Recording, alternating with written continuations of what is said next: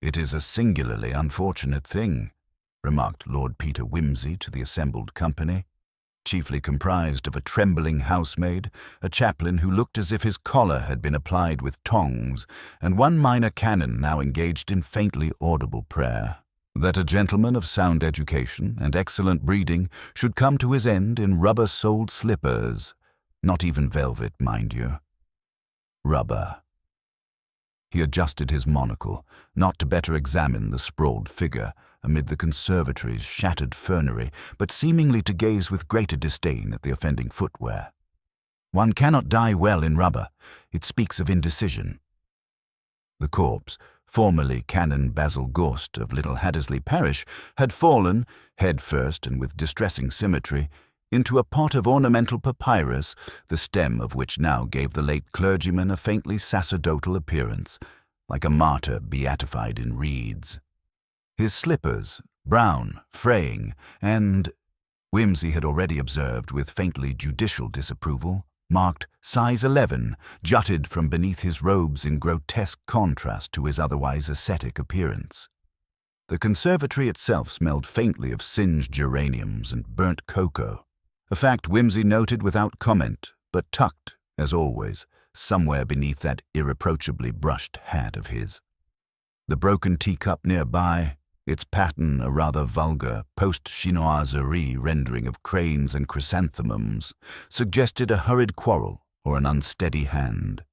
And the look upon Canon Gorst's face, open-mouthed, wide-eyed, frozen in what one might reluctantly call a theological perplexity, did not encourage the theory of natural causes. Superintendent Pomfret, a stocky man with a moustache that appeared to have been trained in military drill, cleared his throat with a severity that made the housemaid sob anew. "We'll need to establish the last person to see the canon alive," he began, rather pleased at the traditional ring of it. "Oh, I saw him," said Miss Loveday Gorst, emerging from behind a black silk screen with the crisp air of someone unwilling to be left out of anything, least of all the dramatic. She was the deceased's niece, though one might be forgiven for assuming she was in mourning for a distant baronet rather than a blood relative. So deliberate was her carriage, and so artistic her veil. "Uncle Basil was in a frightful temper last night about the parish roof fund. Said he'd been cheated." "Ah," murmured Wimsey, stooping to extract a curious-looking bit of string from the hem of the deceased's cassock. "Cheated clergyman, slippery flooring, and footwear like river barges. A dangerous combination." Miss Gorst's eyes narrowed. "If you're implying something, Lord Peter—" "I wouldn't dream of it, Miss Gorst. I imply nothing. I observe." He turned to the superintendent, whose expression was already inching toward the constipated end of irritation. "There's a detail or two I wonder if you'd mind confirming, Pomfret. The time of death, for instance. Judging by the temperature of the tea, the position of the sun, and the fact that the vicar's cat hasn't yet begun its habitual circuit of the west wall, I'd put it around 4:20. Pomfret blinked. "How the devil?" "Clocks, cats and cocoa," said Wimsey cheerfully. "They rarely lie unless bribed, and I dare say neither you nor I have brought sardines." A tense silence was broken only by the shuddering sob of young Nellie the housemaid, who had been discovered by the canon's body and whose nerves had since frayed to the consistency of trifle. "I only brought him his tea, sir," she whispered. "He was always particular. Said the cup mustn't be cracked. I set it down just there, sir, and then I went out to see to the begonias. It were only 10 minutes or so, and when I came back he was dead indeed," Wimsey finished lightly. "Very awkward of him." He turned to gaze again at the slippers. "By the by, Miss Gorst, do you know if your uncle had particularly large feet?" No, not at all. He wore a 7.5. Those," she added with distaste, "belong to Mr. Everley, the organist. He often visits Uncle in the mornings. Left them here, I suppose." "Organists," said Wimsey with a look of profound philosophical reproach, "are always leaving things where they shouldn't, especially when in the habit of being scolded by the deceased. Did he, by chance, have cause for grievance?" "He played the wrong hymn at Matins last week," said Miss Gorst witheringly. "Uncle said it was a lapse of theological taste." Whimsy appeared to consider this seriously. "That might provoke any number of crimes, from burglary to full-blown arson, but murder. Well, we must not be hasty." Outside, the bell of St. Jude's tolled the half-hour. Whimsy glanced toward it, and then at the fractured scene before him. "Superintendent," he said, brushing a smear of potting soil from his sleeve, "might I suggest you look not for who most loathed the canon, but who most feared displeasing him? I have a feeling this particular murder is dressed in civility and executed in the name of politesse." He paused. "Oh, and make a note, would you, of the fact that the conservatory door was locked from the inside, yet no key is to be found. One must be thorough. After all, it's rarely the violent entrance that solves the puzzle. It's the quiet exit." And with that, he strolled away to question the gardener about the begonias. Lord Peter Whimsy, in the company of an ill-tempered tabby and a gardener who smelled of paraffin and sage, stood amid the begonias with the air of a man earnestly consulting a committee on theology. The plants were arranged with excessive neatness, though their blooms suffered slightly from a recent cold snap. Whimsy bent to examine a freshly turned patch of earth near the conservatory's side path and poked it delicately with his walking stick. "Horticulture," he murmured, "is not always a silent witness. Sometimes it gossips with the boots." The gardener, one Mr. Craik, stooped, mottled, and suspicious, gave Whimsy a look that suggested he preferred plants to people, particularly when the latter asked peculiar questions about the times and sounds of tea services. Whimsy's tone, however, remained affably relentless. "You mentioned earlier, Mr. Craik, that you saw Miss Nellie come out after delivering Canon Gorst his tea. At what hour precisely was that?" Craik squinted toward the vicarage clock, as though to wring the answer from its reluctant face. "Just after the bell chimed 4:15. I were trimming the rosemary and she came out all a-flutter. Dropped her little apron basket, too. Didn't say nothing, but her face was white as candle wax." Whimsy's brows lifted. "And you say this was just after 4:15? Not before?" "I knows the time, my lord," Craik said grimly. "I just glanced at my watch. I always check it when that bell tolls. Can't trust the thing, but I knows how slow it runs. 10 minutes behind, regular as rain." "Ah," Whimsy said, eyes sharpening. "So the chimes at 4:15 were actually 5:20 past the hour?" Craik nodded once, as though sealing a contract with time itself. "Curious," Whimsy murmured. "Because the superintendent places the time of death at 4:20, which, if your assertion holds, is before Miss Nellie even left the conservatory." The gardener scowled. "Then that don't hold, sir. She was out and frightened after, not before." Whimsy made a soft sound in his throat. Not quite agreement, but a mental bookmark. He thanked Craik with genuine courtesy and made his way back to the house, pausing only once to retrieve a damp glove caught on the privet hedge. It was small, pale blue, and distinctly feminine. He entered by the side hall where the smell of furniture polish and ecclesiastical incense lingered like the ghost of a curate. There he found Nellie, seated on a wooden bench beside the umbrella stand, clutching a handkerchief as though it might dissolve under too much pressure. Miss Loveday stood nearby, arms crossed, watching the girl with a gaze that was not unkind but clinical.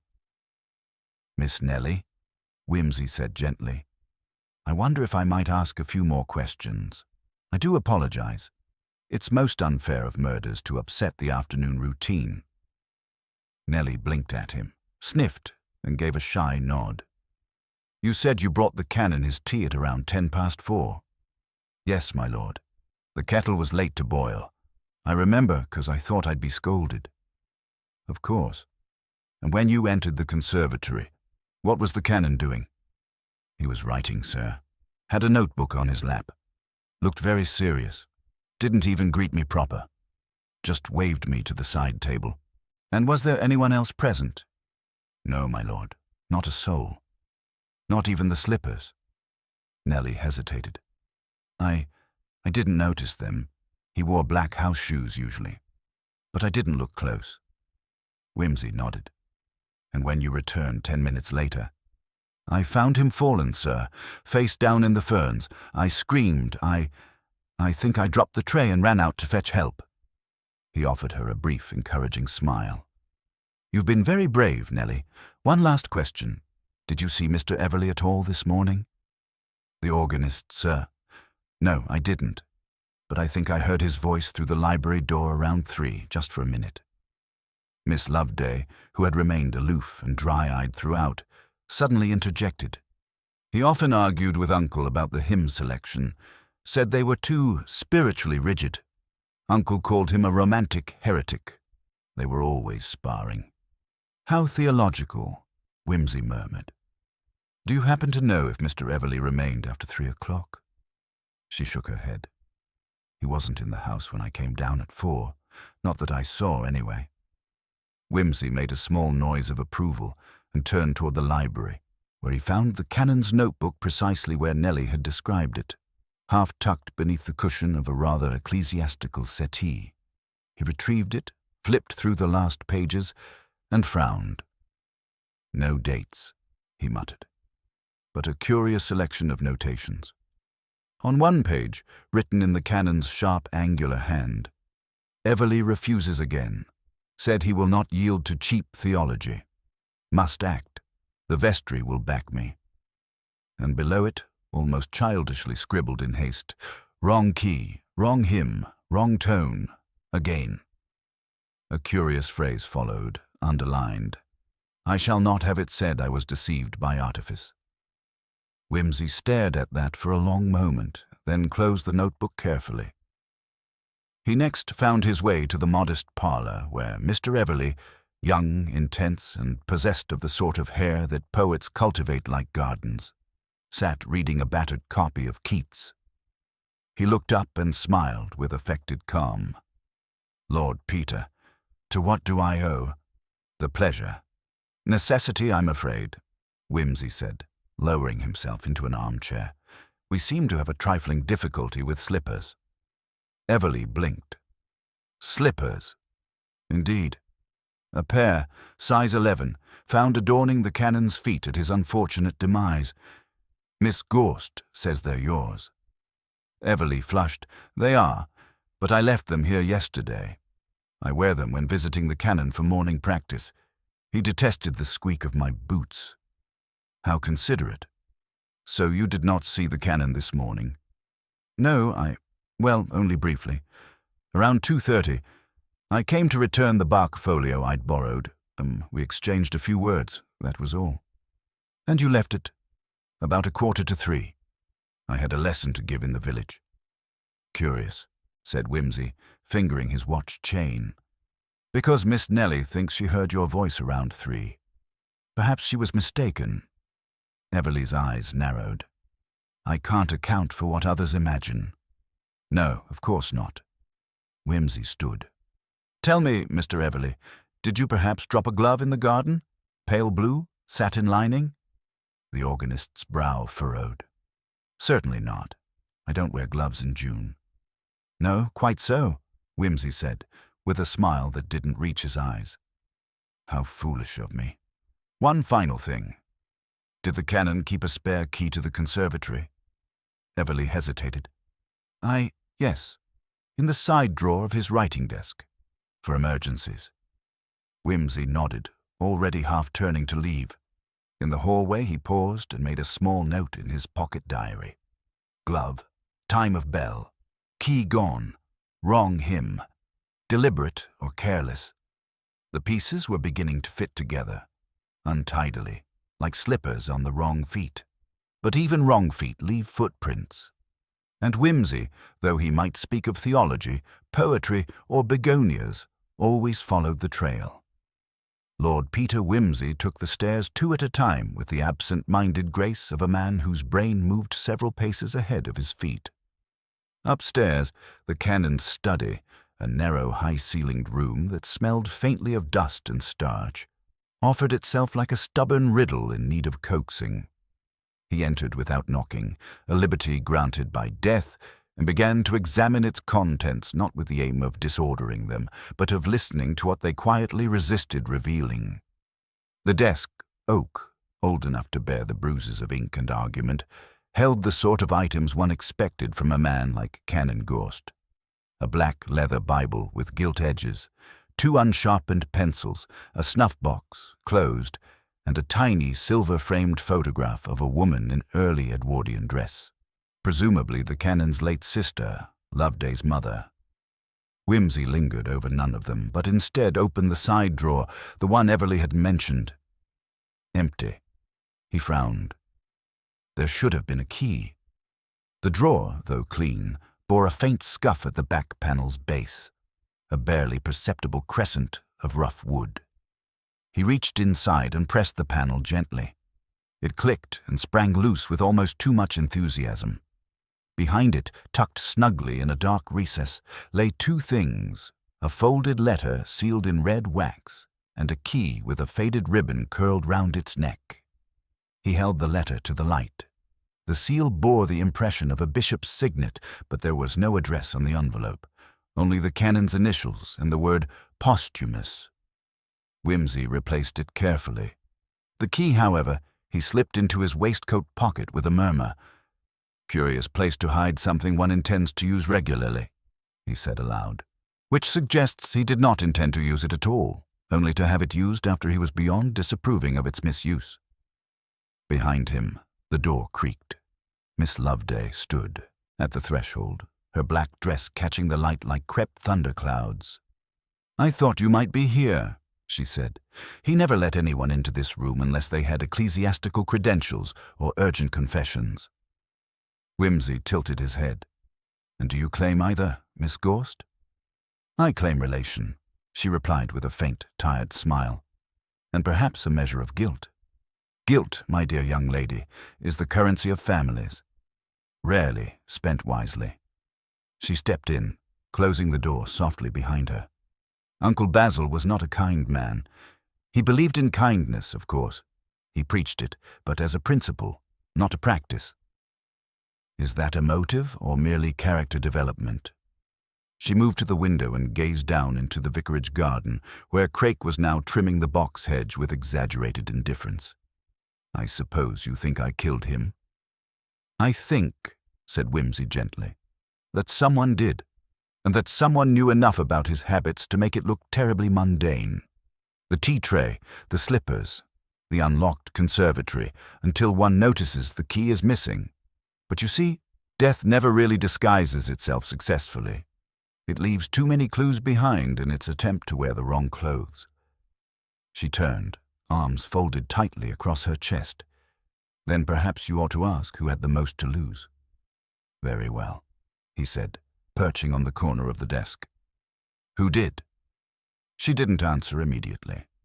Instead, she walked to the far wall where a low bookcase housed mostly theological treatises and parish records. She ran a gloved finger along the spines. "Do you know what the canon was preparing before he died?" "An excommunication," Whimsy offered, lightly. "Close. A formal deposition. He had gathered what he considered to be grounds for removing Mr. Everly from his post. There was to be a meeting with the vestry next week. He said Everly's views were aesthetic poison, and that his influence on the choir boys was sentimental and perilous." Whimsy gave a low whistle. Nothing more dangerous than a heretic with a good voice. Was Mr. Everly aware of this? Uncle threatened it often. But this time he had written letters. I saw one to Archdeacon Phelps. Whimsy rose, his eyes brightening. "Do you know where these letters are?" She shook her head. "Possibly in his strongbox, under the stair. He never trusted the post." "Miss Gorst," Whimsy said, "you are a mine of inconveniently delayed but invaluable information." They descended together, the house unnaturally silent save for the distant ticking of the long case clock. At the foot of the stairs, Whimsy paused. A door to the left stood slightly ajar, the drawing room. Within, Nellie sat rigid on the settee, flanked by 2 constables with polite expressions and very large boots. Mr. Everleigh stood behind the settee, arms folded, staring at the floor as though it might finally yield up a more favorable melody. Whimsy crossed to the strong box beneath the stairs. Old, brass-cornered, the sort of thing used to store baptismal certificates or unpublished sermons. The key, retrieved from the drawer's hidden panel, fit neatly. Inside, amid a sheaf of ecclesiastical papers and 2 crisply folded surplices, lay a bundle of letters, copies, judging by their rough carbon paper, tied with red ribbon and labelled, "Concerning the dismissal of Charles Everleigh, 18th of May." He took one out, read quickly, and exhaled. So, he said softly, he meant to bring it to a head. No veiled threat, just a formal announcement. He even wrote the Archdeacon to demand oversight. He looked up at Everleigh. "You are to be dismissed, not disciplined, not warned, simply cast out." Everleigh's lips thinned. I knew he'd written them. He told me so on Thursday. Said he was giving me a final Sunday to redeem myself." "Did you?" Whimsy asked. Everleigh laughed, a sharp, weary sound. "I played Jesu, meine Freude instead of his preferred Rock of Ages." He considered it an insult. "And today?" Everleigh met his eyes. "I came back." Whimsy tilted his head. "Back? At 4. I'd forgotten a folder in the music room. I saw him in the conservatory, arguing with someone. I couldn't see who. I left by the side door. I didn't want a scene." Whimsy considered this. "And what time did you leave exactly?" Everleigh frowned. The bells had just started to toll. I remember, they startled me. The bells. St. Jude's. The 1/4 chimes, 10 minutes slow, which meant Everleigh had left at precisely 4:25, just after Canon Gorst was already dead, unless the man he saw arguing in the conservatory had not been Canon Gorst at all. Whimsy turned back to Miss Gorst. "Did your uncle wear his cassock in the morning?" "Only if he had parishioners scheduled. Otherwise he wore his grey robe." Whimsy turned slowly, eyes narrowing. The figure Everleigh had seen in the conservatory wore a black cassock. He looked down at the canon's body again in his mind's eye. Fallen forward, face half buried, cassock clean, unsmudged. Slippers oversized. "Good Lord," Whimsy muttered. The canon had already been dead, and someone very familiar with the house, the canon's clothes and his habits, had posed as him in the conservatory just long enough for Everleigh to see, just long enough to confirm a timeline. He turned sharply to the group. "Nellie," he said, "would you be so kind as to fetch the canon's laundry hamper?" The girl looked startled, but obeyed. "Superintendent," Whimsy said softly, "I rather think we're looking not for a quarrel, but a performance. Someone who wanted Mr. Everleigh to be seen as the last person near the body. Someone who used the canon's garments to create a living illusion, just long enough to fix the moment." The girl returned with a wicker basket. Inside, folded but still bearing creases of use, was a grey robe. Whimsy reached in, held it up. A smear of cocoa across the hem, a torn thread at the collar. The canon had died in this. The cassock had been added after. He turned, very slowly, to Miss Loveday Gorst. She did not flinch. "I couldn't let him ruin Charles," she said, voice thin. "Not for a hymn, not because he loved beauty more than dogma." The silence that followed was thick and still. Whimsy let it settle, like dust on an unswept stair. Then, gently, he said, "Miss Gorst, I'm afraid your slippers were far too large." Lord Peter Whimsy regarded Miss Loveday Gorst with a steady gaze that betrayed no impatience, only an unyielding determination to untangle the threads now beginning to twist tightly around the truth. The silence hung between them like a dense fog, heavy with unspoken accusation and the weight of concealed motives. The slippers, too large, misplaced, a deliberate misdirection, were the latest piece in a growing puzzle of shadows and assumptions. "I trust you understand," Whimsy said quietly, "that placing those slippers on your uncle's feet was a calculated act, not a careless error." Loveday's eyes darkened, the mask of tired resignation flickering briefly to reveal a flame beneath. "I did what I thought necessary. Charles was no friend to Everly. I could not bear to see him humiliated so cruelly.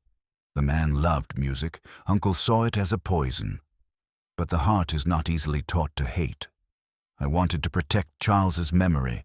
I wanted to buy a moment's grace for the choir master before the vestry's verdict." Whimsy nodded slowly, absorbing her confession.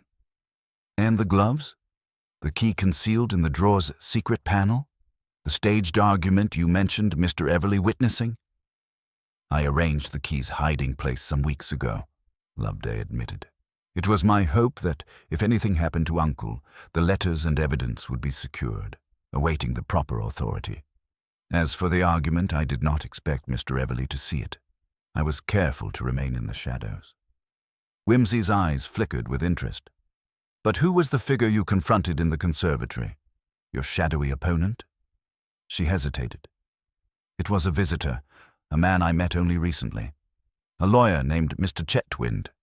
He came to speak with Uncle about a matter of property. I did not know their relationship was strained until that afternoon." Whimsy's thoughts raced. A lawyer's visit could explain the urgency of the documents, the sealed letters, and perhaps even the motive for a hastened demise. "Did this Mr. Chetwynd remain in the house long after your meeting?" "Not long," Loveday said. "He left shortly before the bells tolled." "Then," Whimsy murmured, "he might have been seen by others, a useful lead." He turned to Mr. Everly, who had until now remained silent, his expression unreadable. "Mr. Everly, you mentioned seeing someone arguing with Canon Gorst in the conservatory before your departure." Everly nodded, rubbing his chin thoughtfully. "Yes, but I only caught a glimpse. The light was poor and I was distracted. I did not recognize the figure."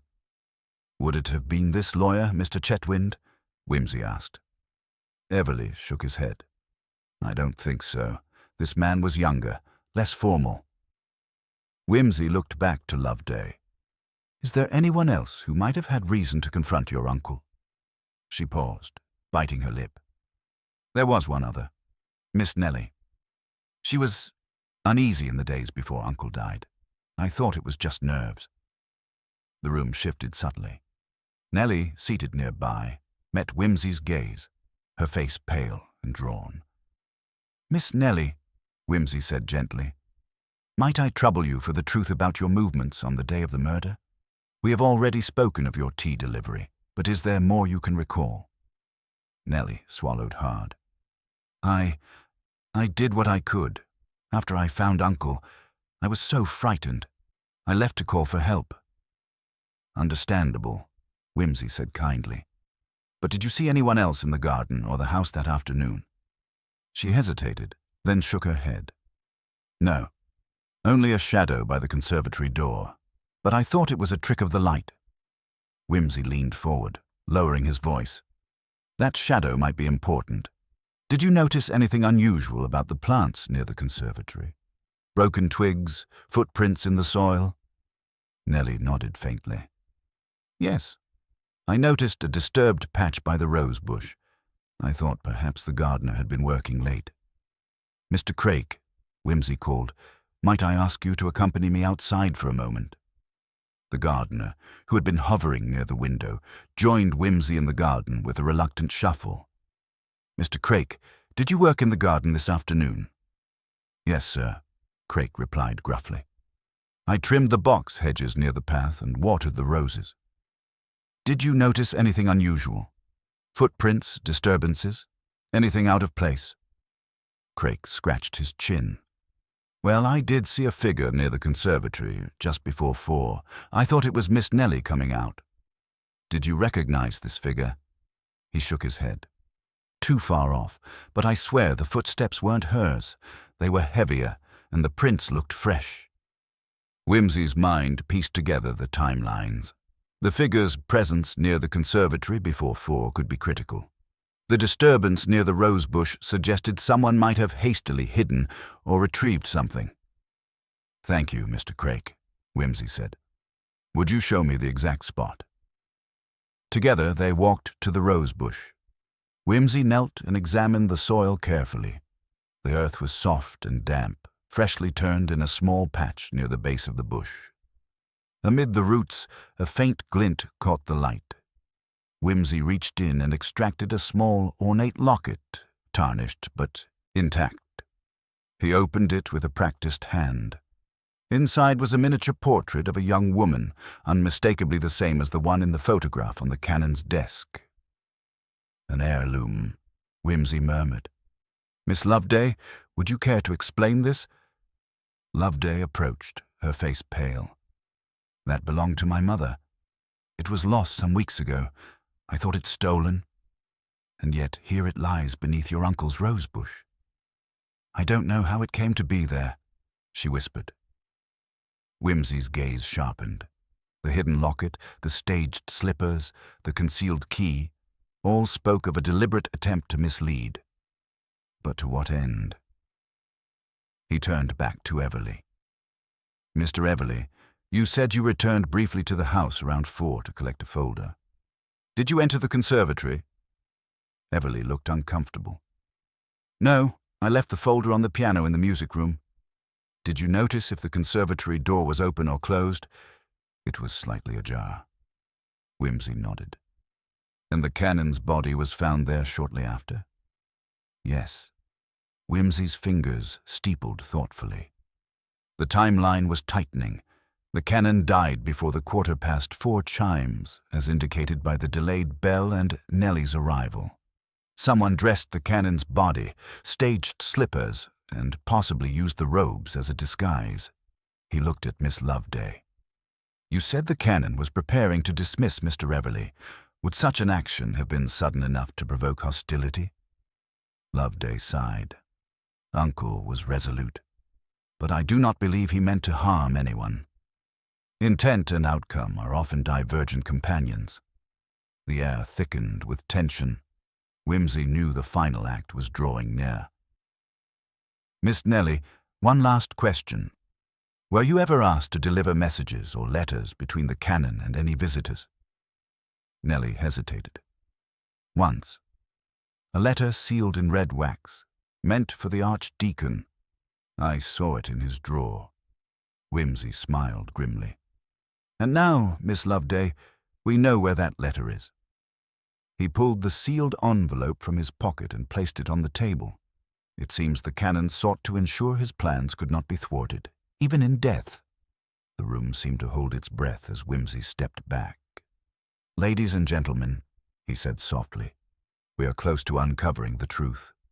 The last step is to confront the visitor who arrived with the lawyer's pretext and the shadowed purpose." Everly's jaw clenched. "You mean Mr. Chetwynd?" "Yes," Whimsy replied. "I intend to pay him a call." The gathering dispersed quietly, leaving Whimsy to his thoughts. Outside, the garden lay still beneath a grey sky, the rose bushes whispering secrets in the gentle wind. The investigation had revealed much, yet much remained concealed in shadow. The dance of appearances, the layering of lies, and the subtle interplay of motive and opportunity all pointed to a final revelation lurking just beyond the reach of daylight. Whimsy gathered his coat and hat, steeling himself for the confrontation to come. The stage was set, the players known. Now only the final act remained. The visit to Mr. Chetwynd's chambers was arranged with an efficiency that bespoke Lord Peter Whimsy's habitual courtesy towards the inconvenient realities of social etiquette. The lawyer's rooms, situated in a modest but respectable part of town, exuded an air of sober professionalism, replete with a smell of old leather and the faintest trace of pipe tobacco. Whimsy's knock was answered promptly by a slender man with nervous eyes and an unconvincing smile, as if he had anticipated this encounter with some degree of foreboding. "Lord Peter Whimsy," the visitor announced himself, bowing slightly. I am aware of your inquiries regarding Canon Ghost's untimely demise. I am glad you are forthcoming, Mr. Chetwynd. It will save us both time, Whimsy replied, his tone mild but edged with the slightest hint of steel. Might I trouble you to explain your presence at Ghost Manor on the day in question? More particularly, the nature of your relationship with the late Canon. Mr. Chetwynd shifted uncomfortably, glancing at the heavy curtains as if seeking escape. I was retained by Canon Ghost to advise him on certain matters concerning his estate, specifically the disposition of some recently discovered property interests. I had only just begun reviewing these issues when the unfortunate event occurred. Whimsy nodded. And yet, you were observed by Miss Loveday in a heated confrontation with the Canon in the conservatory. An unfortunate misunderstanding, I assure you. The Canon was a man of strong opinions and, occasionally, a volatile temperament. Our disagreements concerned legal technicalities, nothing more. Volatile, you say? Whimsy's eyes gleamed. Would you care to elucidate on the nature of these technicalities? The Canon discovered a flaw in the deeds pertaining to one of his properties, Chetwynd explained hastily. The error jeopardized the validity of the transaction and, by extension, the income derived therefrom. I was tasked with rectifying this, but the legal labyrinth was complex. The Canon, impatient as ever, voiced his frustrations. It is possible our words grew sharp. Whimsy allowed a brief silence to stretch before asking, "Did you leave the manor before the clock struck 4 that afternoon?" "I did. I had an appointment in the city and could not delay further," Chetwynd replied, fingers twitching slightly. "And you did not re-enter the grounds thereafter?" "No, I swear I did not." Whimsy noted the denial but remained unconvinced. The presence of another figure near the conservatory, witnessed by both Everly and Craik, suggested a more complicated scenario. "Mr. Chetwynd, were you aware of any dispute between the Canon and his nephew, Mr. Everly?" Chetwynd's expression darkened. "There were tensions, yes. Everly was difficult, prone to resentment. But the Canon's troubles extended beyond family strife." "Indeed. May I ask if you were aware of any letters or documents the Canon wished to secure? Ones of importance sufficient to justify secret safekeeping?" The lawyer hesitated, then nodded reluctantly. "There were correspondences. Letters from a distant relative disputing the Canon's claim to certain assets. The Canon feared scandal." Whimsy's mind pieced together the disparate clues. The hidden key, the sealed letter intended for the Archdeacon, the mysterious locket, and the staged slippers, all part of a wider effort to protect or conceal something. "Thank you, Mr. Chetwynd. Your candor is appreciated." Whimsy's departure was marked by a polite but firm handshake, after which he returned to Ghost Manor with a renewed sense of purpose. The shadows lengthened as evening crept over the estate, the gathering dusk amplifying the house's peculiar atmosphere, a place where civility masked bitter undercurrents and every smile was a veiled calculation. Back within the manor's oak-panelled walls, Whimsy found Miss Loveday awaiting him with a mixture of hope and apprehension. "Have you learned anything new?" she inquired softly. "A measure of clarity," Whimsy responded. "Mr. Chetwynd's role as legal advisor is crucial.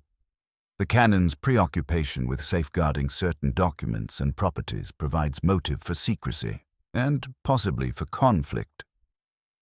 Loveday frowned. "But who would wish to harm him? The Canon was no stranger to enemies, yet murder seems a drastic solution." "Indeed," Whimsy said, lighting a cigarette with slow deliberation. "The timing and staging suggest someone who sought to misdirect suspicion. Consider the slippers, too large for the Canon, placed deliberately to mislead. Clumsy attempt at confusion." Loveday's eyes narrowed. "But to what end?" "To shield a deeper secret," Whimsy replied. "One perhaps linked to the locket and the hidden letters." He rose and paced toward the window, his gaze piercing the gathering gloom outside. "There is another element we must reconsider, the testimony of Mr. Everly." His movements and motives bear closer scrutiny. Loveday's breath caught. Charles is a complicated man. He resented his uncle's authority, but would never harm him. Intent and impulse do not always align. Let us review the timeline once more. Whimsy spread a worn map of the estate on the table, marking the locations and times with meticulous care. We know the Canon was alive shortly before 4 o'clock. Miss Nellie discovered his body soon after. Mr. Everly returned briefly to retrieve a folder, but did not enter the conservatory. Mr. Craik observed an unidentified figure near the conservatory shortly before 4. Mr. Chetwynd departed before 4. Yet someone else remained unaccounted for, Loveday murmured. Whimsy nodded, gravely. Precisely, and that someone must be the key to this riddle. The room fell into thoughtful silence, broken only by the crackle of the fire. Whimsy's mind was already racing ahead, weaving strands of motive, opportunity, and deception into a pattern not yet visible to others. Tell me, Miss Loveday, Whimsy said suddenly, what of the Canon's routine? Was there anything unusual in his habits or in the domestic arrangements? Loveday considered. He was fastidious about his papers, often locking his study when alone. Recently, he insisted that certain letters be delivered only to the Archdeacon, and he seemed preoccupied, as if expecting trouble. Trouble from whom? That is the question. Whimsy smiled faintly. Indeed. Trouble often wears many masks. As the evening deepened, the manor's occupants retired to their quarters, leaving Whimsy to contemplate the unfolding drama in solitude.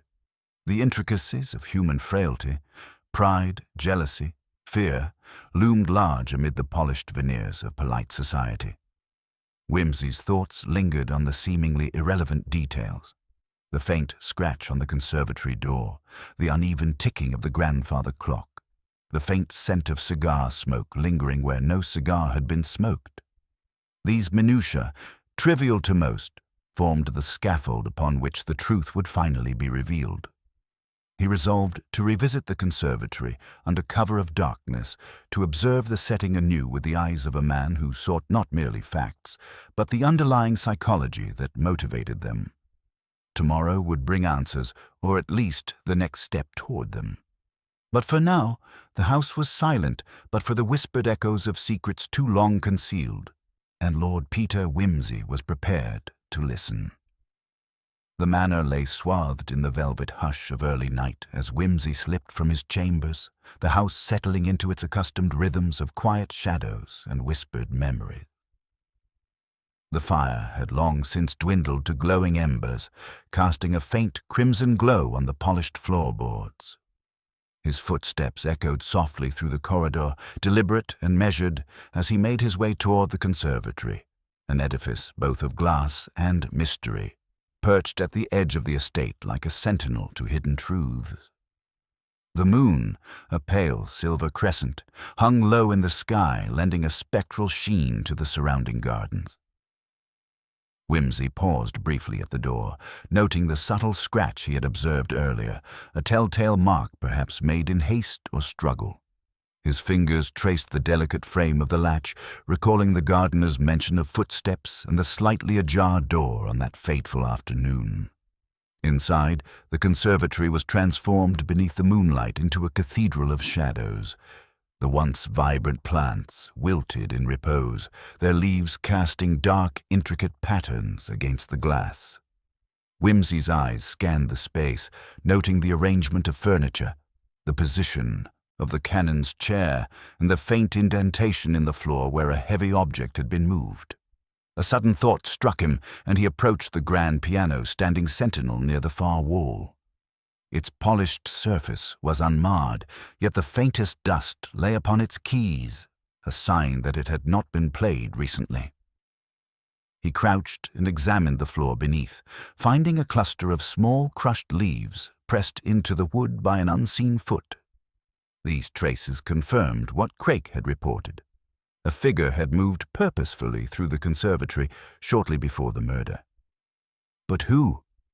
And why? Whimsy's fingers lingered over the broken leaves as he reflected on the testimonies gathered so far. Mr. Everleigh's brief return, the presence of the mysterious visitor, the gardener's observation of heavy footsteps, each piece fit uneasily with the others, suggesting a third party moving silently amid the household secrets. Suddenly, a faint noise startled him, a soft creak from the adjoining corridor. Instinctively, Whimsy withdrew into the shadows and peered toward the sound. A figure emerged, slender and cautious, with a cloak drawn tightly around her. It was Miss Loveday. She froze upon noticing Whimsy's silhouette. "My lord," she whispered, "I had no wish to startle you. I thought it best to speak with you privately."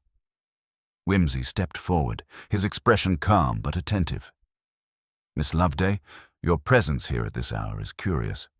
What troubles you so deeply?"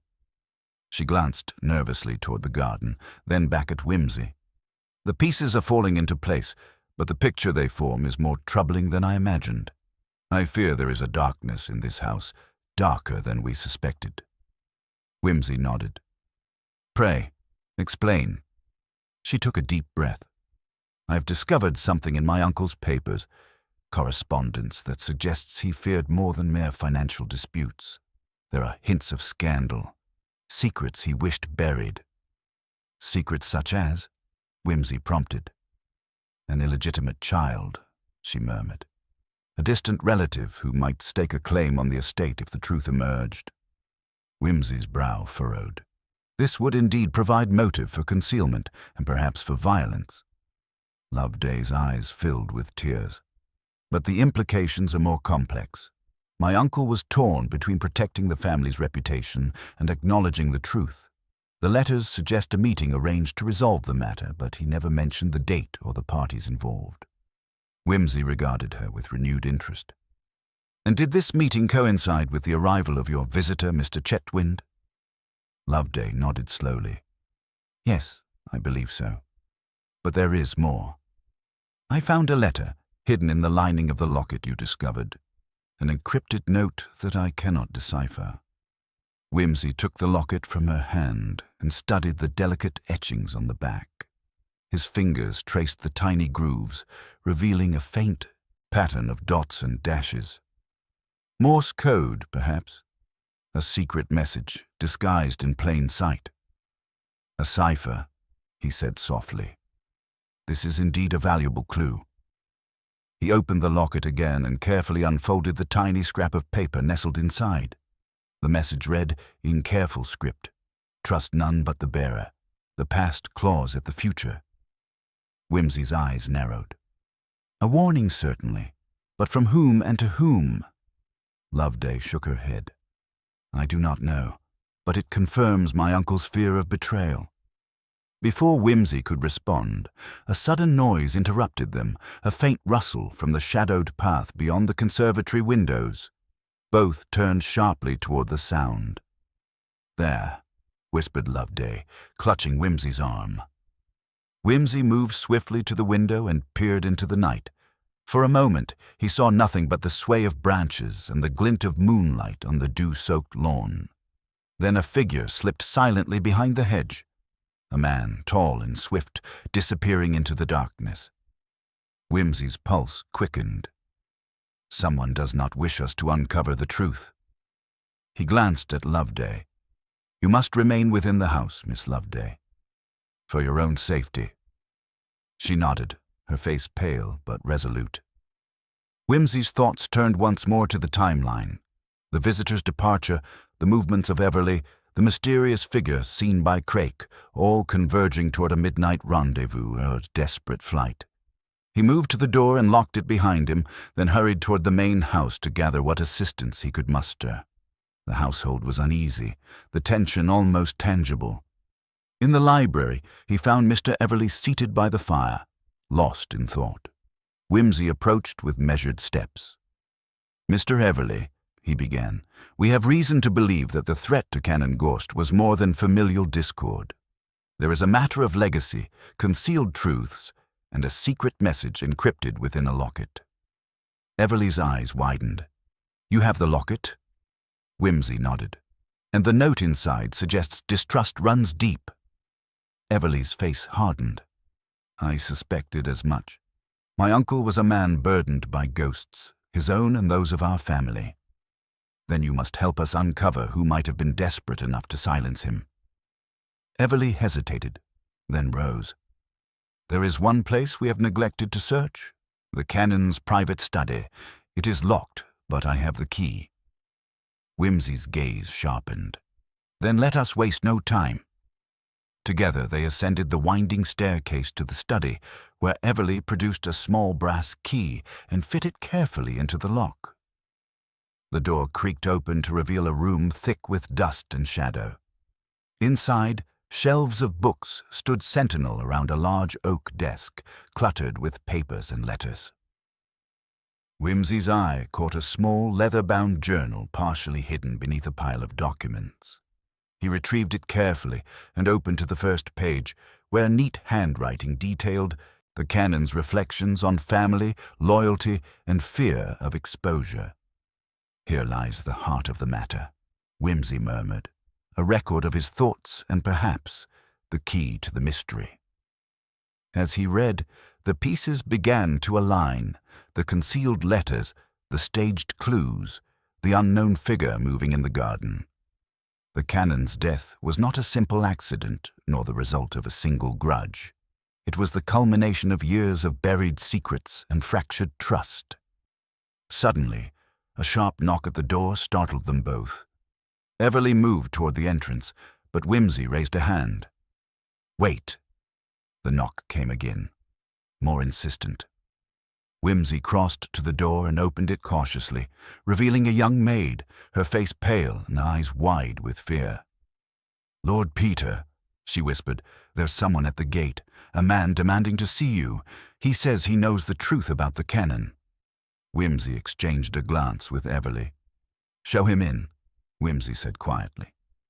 The maid disappeared, and moments later, a tall, dark figure entered the room, his expression grave, his eyes reflecting the weight of knowledge long concealed. Lord Peter Whimsy, the man said, I believe we have much to discuss. The stranger's presence filled the room like a sudden gust of cold wind, unsettling the fragile calm that had begun to settle over Gorst Manor. Whimsy studied the man's features by the flickering firelight. Sharp eyes shadowed beneath a heavy brow, a jaw set with quiet determination, and hands clenched as if to restrain some inner turmoil. He removed his hat with deliberate care, revealing dark hair streaked prematurely with gray. Thank you for receiving me on such short notice, the man said, his voice low and steady. My name is Alistair Penn. I'm a solicitor from Brighton, recently contacted by the late Canon Gorst under circumstances that now seem deeply urgent. Whimsy inclined his head. Mr. Penn, your arrival at this juncture is indeed unexpected. Pray, enlighten us on the nature of your involvement with the canon. Penn took a seat without invitation, folding his long coat across his knees.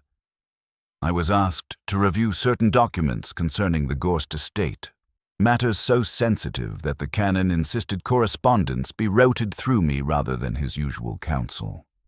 My role was to assist in resolving claims brought forth by a woman named Beatrice Collingwood. Everly stiffened. Beatrice Collingwood. I've heard the name whispered among family circles. An old acquaintance or something more? Penn's gaze flickered. More, I believe. According to the canon's notes, Miss Collingwood claimed to be his daughter from a liaison many years ago. She asserted her rights to a portion of the estate, which the canon was determined to contest quietly. Loveday leaned forward, her eyes wide with a mixture of shock and apprehension. A daughter, and this explains the secret meetings, the hidden letters. Precisely, Penn confirmed. The canon's fear was that if the claim became public, it would devastate the family's reputation. Hence his attempts to conceal evidence and communicate only through trusted intermediaries. Whimsy's mind raced, the puzzle pieces falling sharply into place. And did this Miss Collingwood arrive recently? Might her presence have precipitated the tragic events we now face? Penn shook his head. She had not come to the manor, but correspondence between her and the canon hinted at an imminent meeting. He intended to resolve the matter once and for all. Everleigh's voice was taut with anger. And now the canon is dead. Was it she who had cause to kill? Or someone else desperate to protect secrets buried even deeper? Whimsy mused. Penn produced a small, worn envelope from his coat pocket, handing it to Whimsy. This was delivered to me hours before I departed Brighton. The canon insisted it be kept sealed until a private conference could be arranged. I believe it contains the key to the entire affair. Whimsy carefully broke the seal and unfolded the fragile letter inside. The handwriting was unmistakably the canon's, and the message brief but loaded with implication. Beware those closest. Shadows conceal more than guilt. Trust only the bearer of this note. Whimsy looked up, eyes narrowing. The canon feared betrayal from within his own circle. Everleigh's expression darkened. Who among us could bear such suspicion? Indeed, Penn said, and that is why I came, to warn you all that the murderer may be far closer than any of us imagined. Whimsy felt the weight of the room's sudden stillness, the gravity of Penn's words settling like a thick fog. He stepped toward the window, gazing out into the ink-black night where unseen forces conspired beyond sight. There is more to discover, Whimsy said quietly. I must return to the study and examine the documents the canon left behind. If there is a way to unravel this knot, it lies there. Penn rose and followed, his presence a steady anchor amid the swirling uncertainty. Back in the study, Whimsy carefully spread the papers on the desk, each sheet a fragment of a larger story. Financial ledgers, personal correspondence, and legal pleadings layered with annotations in the canon's hand. Among these was a faded photograph, depicting a young woman with striking features, eyes full of defiance and sorrow, almost certainly Beatrice Collingwood. Whimsy traced the outline of the photo with a delicate finger. A face that haunts these pages, and perhaps the soul of this mystery. Penn nodded. The canon sought to protect her identity, fearing public disgrace. But there is a note here indicating a safe deposit box in London, containing documents that might exonerate or condemn. Then we must find this box, Whimsy said. It may hold the proof that clarifies motive or reveals another, altogether. Everleigh paced the room, the tension in his shoulders evident. But if the canon feared betrayal within these walls, who else knew of the box? Loveday glanced uneasily at the papers scattered before them. Only Mr. Chetwynd, the solicitor, and now Mr. Penn, to my knowledge. Whimsy folded the letter with care. And yet, someone attempted to misdirect us with the staged slippers and the false clues. He paused, eyes glinting with sudden insight. Mr. Everleigh, tell me, have you any reason to doubt Mr. Chetwynd's account? His departure before 4 o'clock leaves a narrow window for intervention, but he seemed less certain when questioned. Everleigh shook his head slowly. I cannot say, but I have sensed a furtiveness in Mr. Chetwynd's manner since this tragedy began. Then we shall need to confront him anew, Whimsy said. The layers of deception are many, and the truth lies beneath.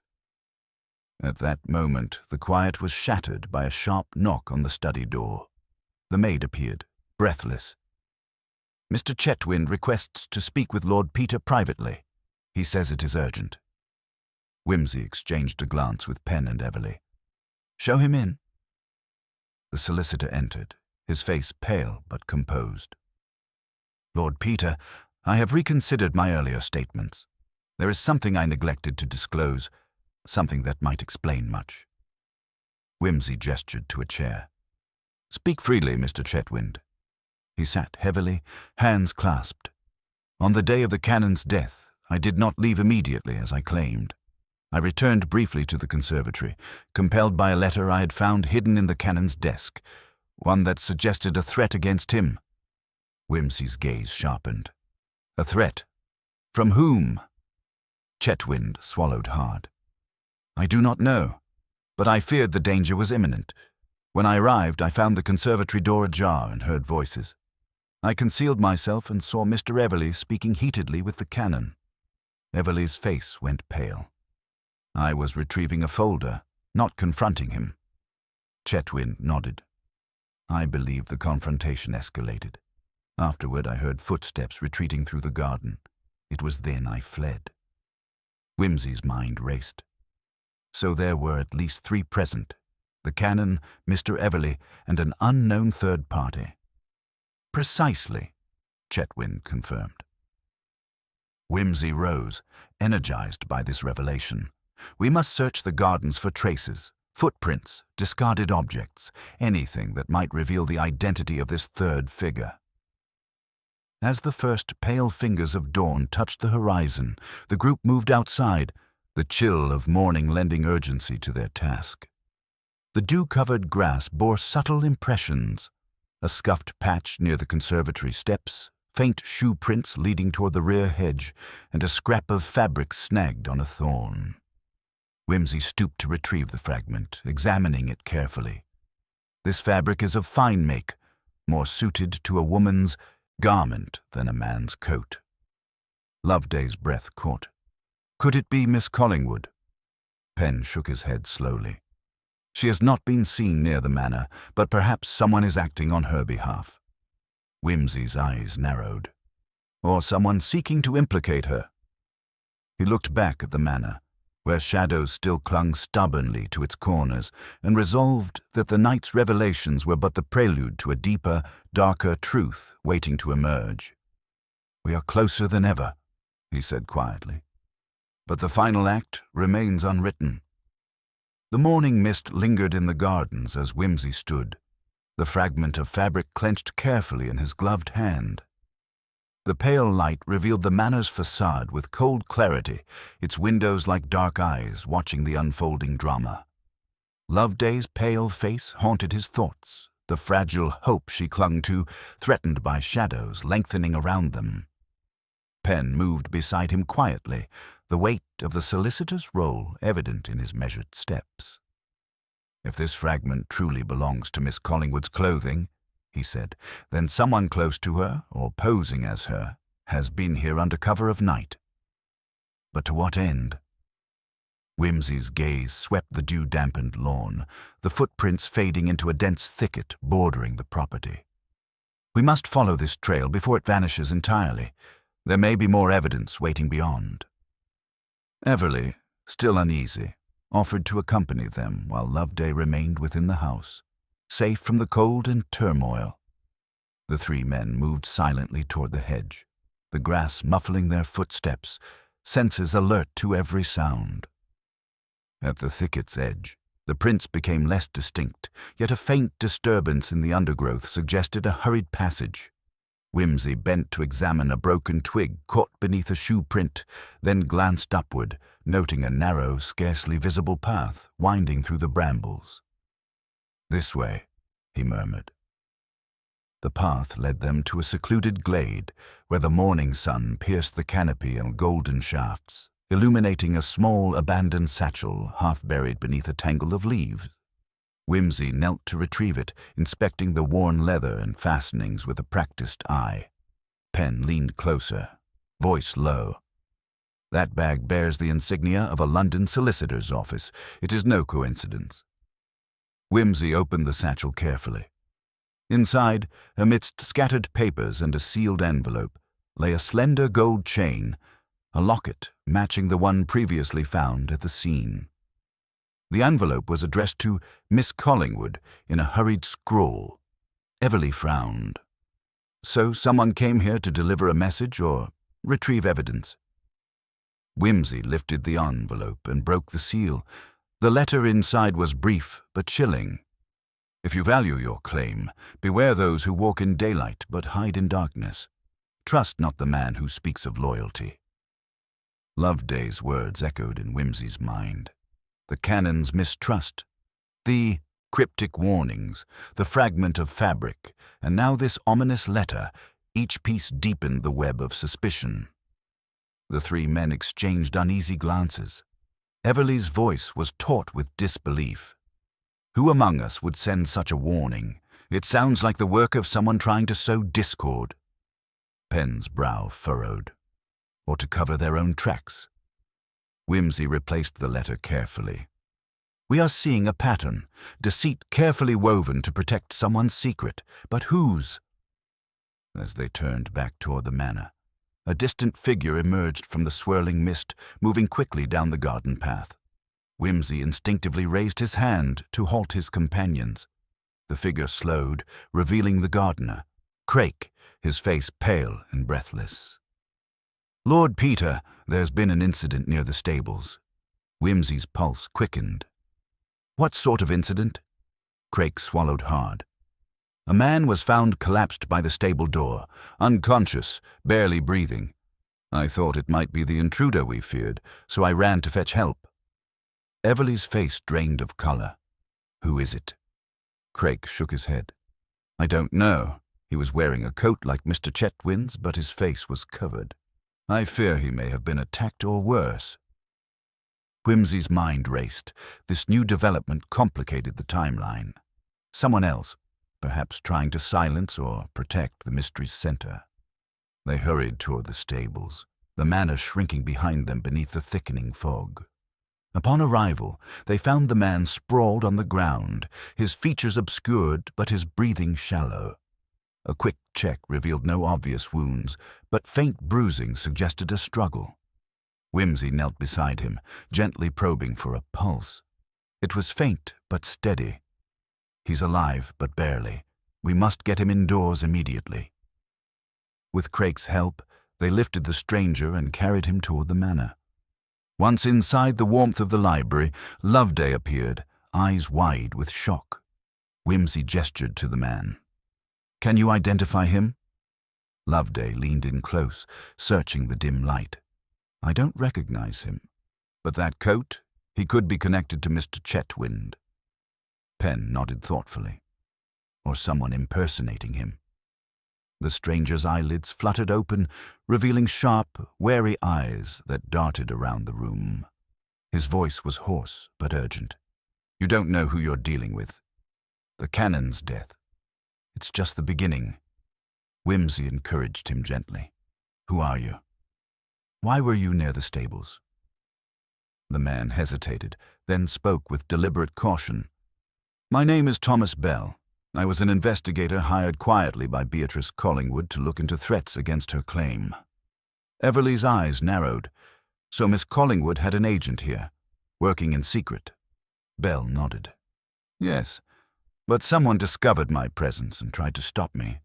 They feared I'd uncover the truth before they could bury it. Whimsy's thoughts churned. Bell's arrival explained the frantic efforts to mislead the household, but also pointed to a larger conspiracy. Tell us everything you know, Whimsy urged. Bell's voice lowered. Beatrice has proof of her paternity hidden in that London safe deposit box. But the papers have been tampered with, and someone close to the family has been systematically destroying evidence. I came here to find new leads, but I was followed and attacked before I could speak with anyone. Penn's gaze hardened. This confirms what we suspected. There is a saboteur among us. Loveday, her voice trembling, asked, Who? Who would do such a thing? Bell's eyes flickered with caution. Look closely at those who claim loyalty. The man who speaks most fervently of family may be the one with the darkest secrets. Everly's face flushed with a mixture of anger and fear. Are you accusing me? Whimsy raised a hand to silence the rising tension. Patience. Bell's evidence will show us the way, but we must remain vigilant. The final revelation approaches. As Bell rested, Whimsy turned to Penn. We must arrange a swift journey to London. The safe deposit box holds the key. Penn nodded. I will prepare at once. Time is of the essence. Whimsy paused, glancing once more at the fragile, injured man.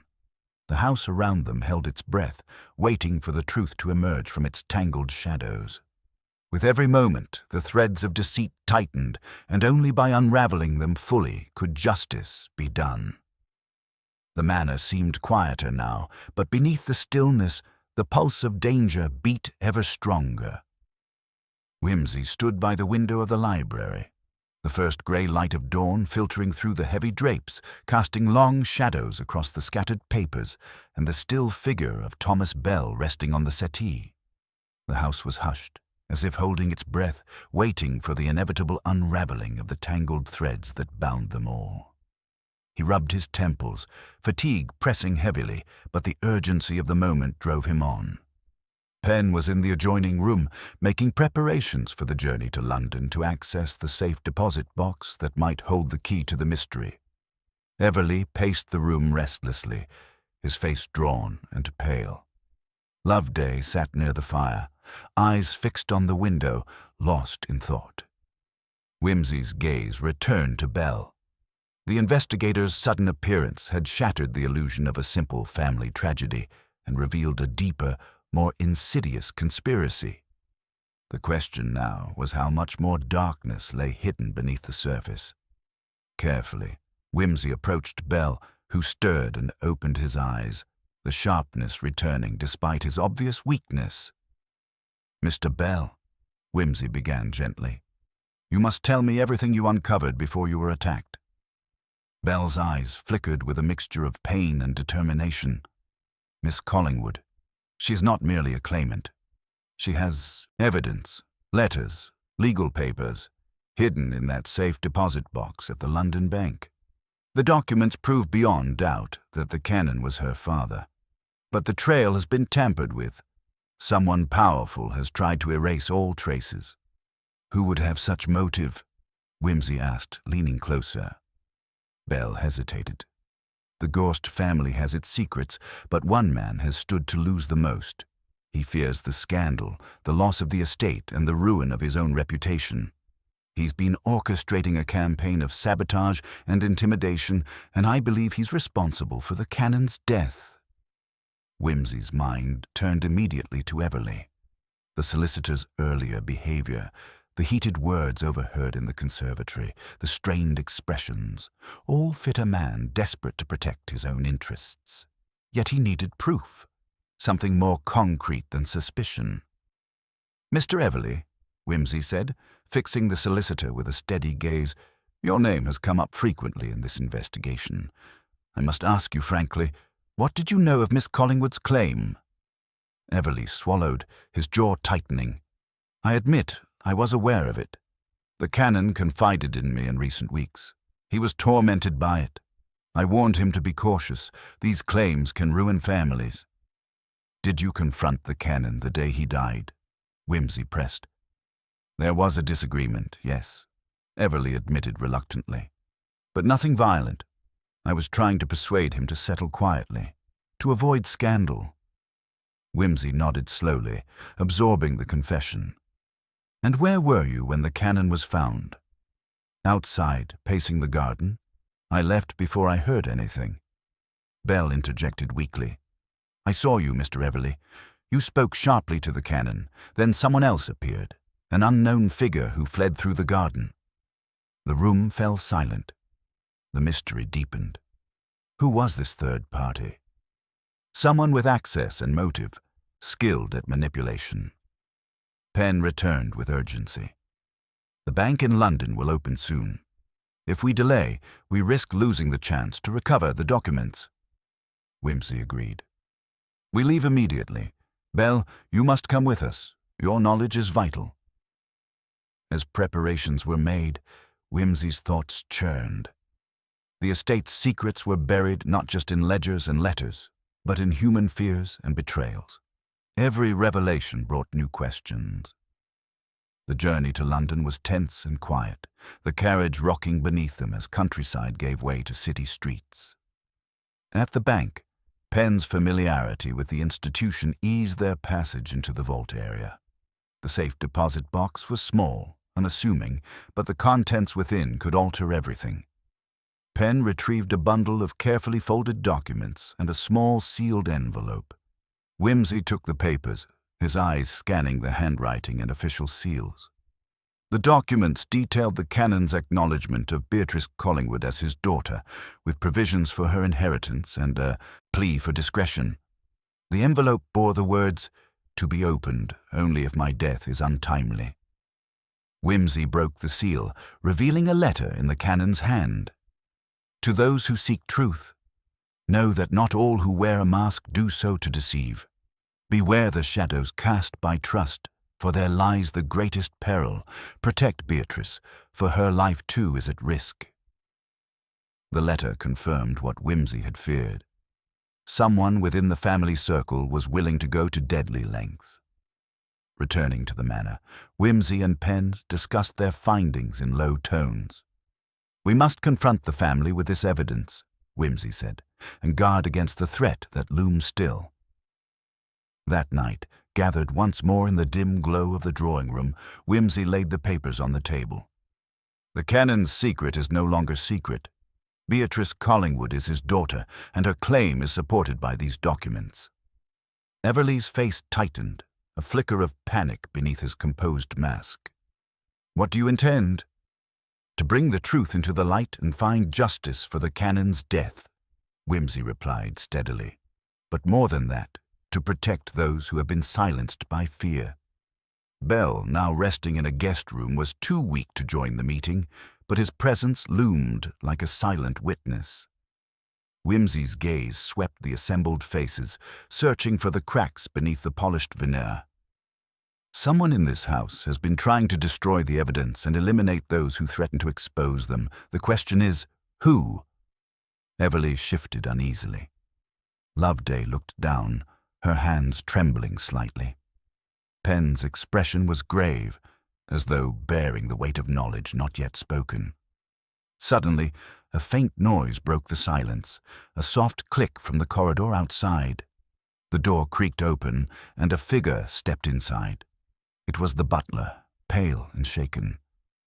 "Lord Peter, I found this in the servants' quarters." He held out a crumpled scrap of paper, hastily torn from a notebook. Whimsy took it, reading the hastily scrawled words. "They know. I cannot stay silent any longer. The truth will come out, even if it costs us all." The room seemed to hold its breath. Whimsy's voice was low but firm. "The walls are closing in. We must act quickly before the shadow strikes again."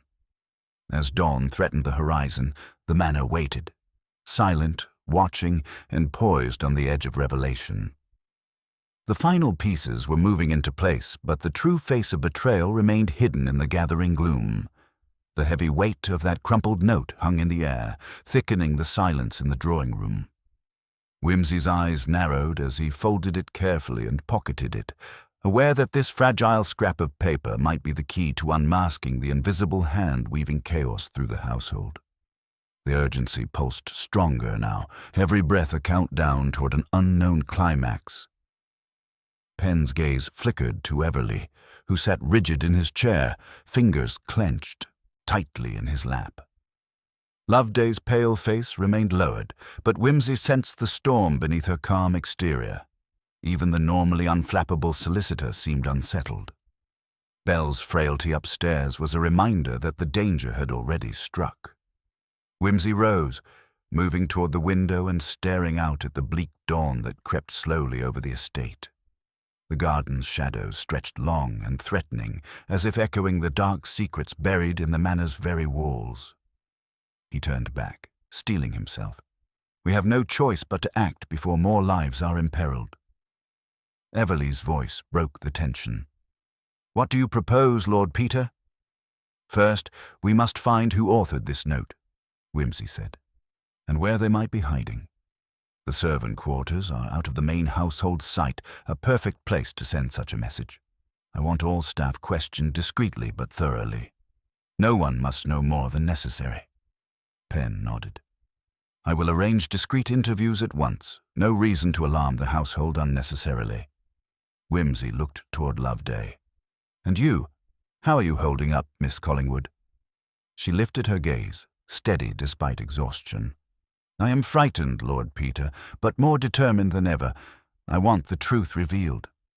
"Good," Whimsy said, "because we're closer now than ever." The household bustled quietly, with Pen overseeing the questioning of the staff, his manner calm but penetrating.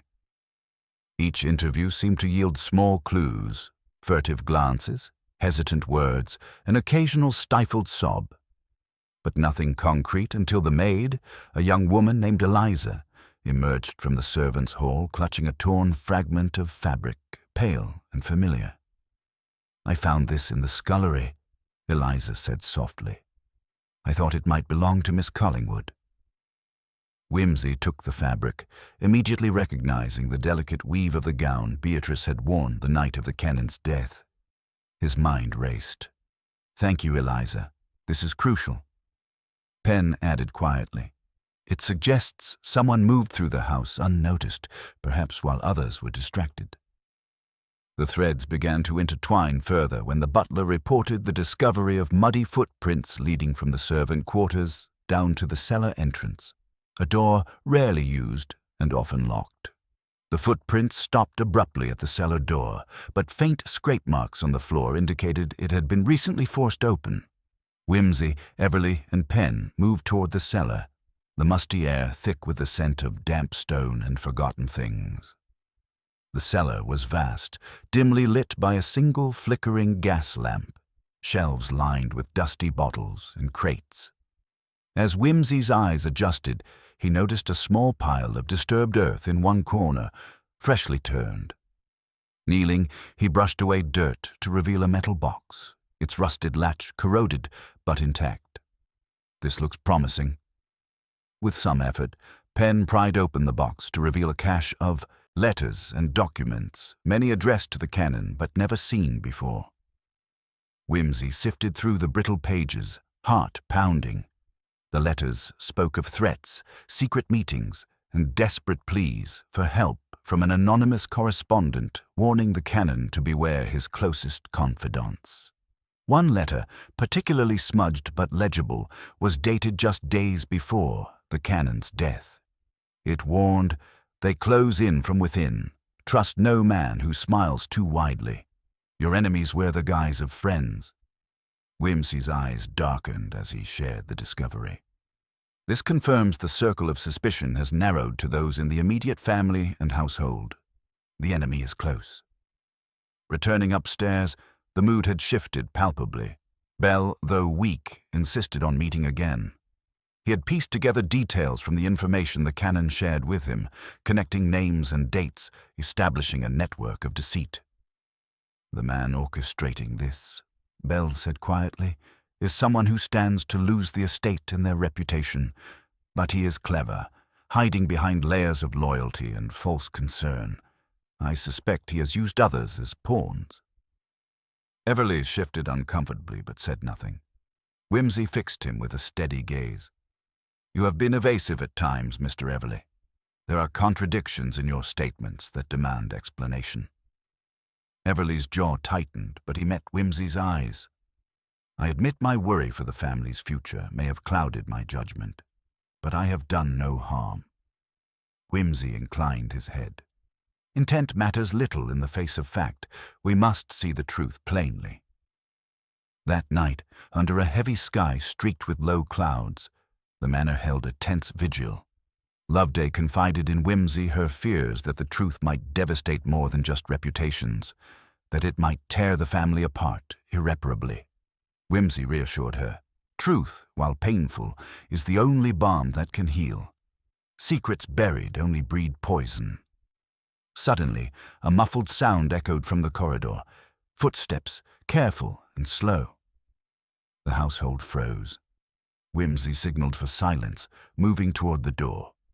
As he opened it cautiously, a shadow darted away, disappearing into the labyrinth of halls. Whimsy gave chase, heart pounding, footsteps echoing after the fleeing figure. The chase ended at the study, where Whimsy found the door locked. He knocked firmly, then heard a faint rustle inside. "Open up. It's Lord Peter Whimsy. This house is no longer safe for secrets." The door creaked open to reveal Everly, eyes wide with fear and defiance. In his hand was a bundle of papers, hastily gathered. "I intended to protect the family," Everly said, voice strained, "but I cannot stop what must come." Whimsy stepped inside, the weight of the moment settling over them both. "Then let us see what the truth demands." Everly laid the papers on the desk. They were ledgers and letters, some forged, others revealing financial manipulations designed to discredit Beatrice and cover up the true lineage. "I feared losing everything," Everly confessed, "but I never wished harm upon the canon." Whimsy studied the documents carefully. "This explains the pressure, the secret meetings, and the attempts to silence Bell." Everly slumped, defeated but relieved. "I will cooperate fully. The estate must be saved from ruin by truth, not lies." The next hours unfolded as a reckoning. With Everly's admission and Bell's evidence, the pieces fell into place. The sabotages, the threats, the concealed alliances. The darkness that had shrouded the manor began to lift, revealing wounds but also the possibility of healing. By dawn, Whimsy stood once again at the window, watching as the first true light of morning bathed the estate. The mystery was unraveling, but he knew the final act was still to come. Justice would be served, but not without cost. The manor had borne witness to secrets and betrayals, but in the coming hours, the full truth would be laid bare, and with it, the chance for peace. Whimsy gathered the household in the drawing room one last time, the morning light spilling through tall windows and illuminating every anxious face. The tension was palpable. Beneath polite exteriors, each person awaited the unveiling of truths long concealed. He began calmly. "We have seen the threads of deceit woven through this family and its servants, but now the tapestry must be unraveled." He paced slowly, eyes sharp and clear. The canon's death was not the tragic accident it first appeared to be. It was murder, an act born of desperation to protect secrets that could have destroyed reputations and futures alike. Whimsy's gaze settled on Everly. "Mr. Everly, your actions were born from fear of scandal and loss. You forged documents and sought to intimidate those who threatened the family's image. Yet you did not deliver the fatal blow." Everly lowered his head, the burden of guilt evident. Turning, Whimsy addressed Loveday. "Miss Collingwood, your claim was genuine, supported by undeniable proof. You sought justice, not ruin, and were caught in a web not of your making." She nodded quietly. Whimsy's eyes then swept to Penn.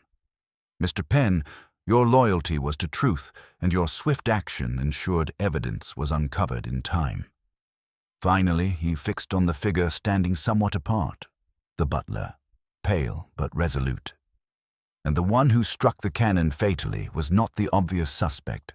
The murderer was the seemingly loyal servant, who alone had access and knowledge of the household's movements, and the motive to protect secrets deeper than mere inheritance disputes. A collective gasp rippled through the room. Whimsy continued. The butler feared the canon would expose a secret from years past, one that would have ruined the household's standing and his own position.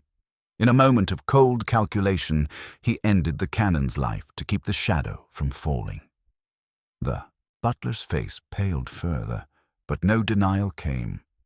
With a steady voice, Whimsy concluded, "Justice will be served, and though the wounds run deep, the truth will allow this house to heal. Secrets have consequences, but they can no longer hide in darkness."